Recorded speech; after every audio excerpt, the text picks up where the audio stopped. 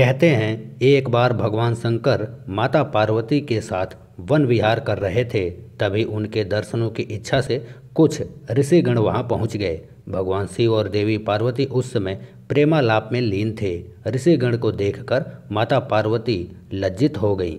पार्वती की यह दशा देख भगवान शिव ने उस वन को श्राप देते हुए कहा कि आज से जो भी पुरुष इस वन में प्रवेश करेगा वह स्त्री हो जाएगा।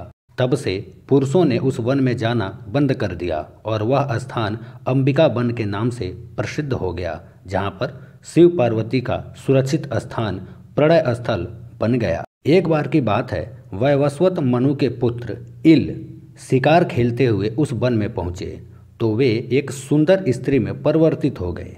उनका घोड़ा भी घोड़ा से घोड़ी बन गया। स्त्री बनकर इल अत्यंत दुखी हुए और वन में भटकने लगे। उस वन के निकट ही ऋषि बुद्ध की एक कुटिया थी।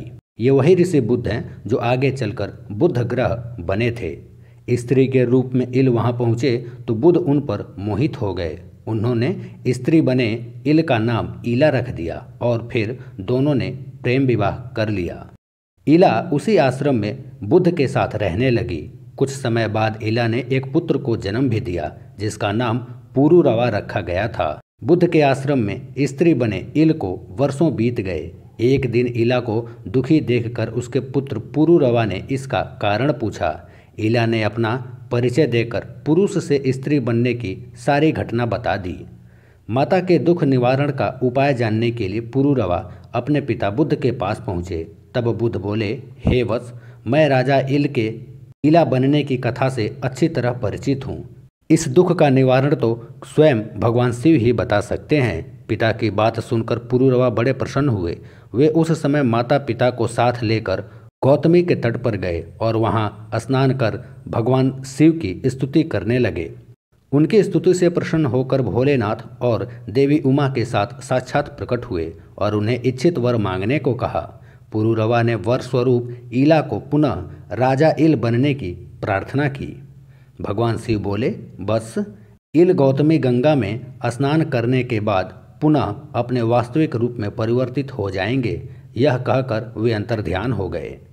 इला ने गौतमी गंगा में स्नान किया। स्नान के समय उनके शरीर से जो जल गिर रहा था, इसके साथ ही इला का नारी सौंदर्य गंगा में मिल गया और वह जल नृत्या, गीता एवं सौभाग्य नाम की नदियों में बदलकर गंगा में आ मिला। इससे वहाँ 3 पवित्र संगम हुए। तभी से वह स्थान इला तीर्थ के नाम से प्रसिद्ध हो गया। यहाँ इलेश्वर नामक भगवान शिव की भी स्थापना हुई। इस तीर्थ में स्नान और दान करने से सभी मनोरथ पूर्ण होते हैं। भगवान शिव अर्धनारीश्वर हैं और अंबिका वन में भ्रमण करने से पुरुष से स्त्री बने राजा इल संभवतः दुनिया के पहले ऐसे किन्नर की उपाधि प्राप्त करने वाले थे, जो कि सबसे पहले पुरुष थे, पुरुष से स्त्री बने और फिर स्त्री से पुनः पुरुष बने थे। संभवतः इस दुनिया के प्रथम किन्नर की उपाधि राजा इल को ही जाता है।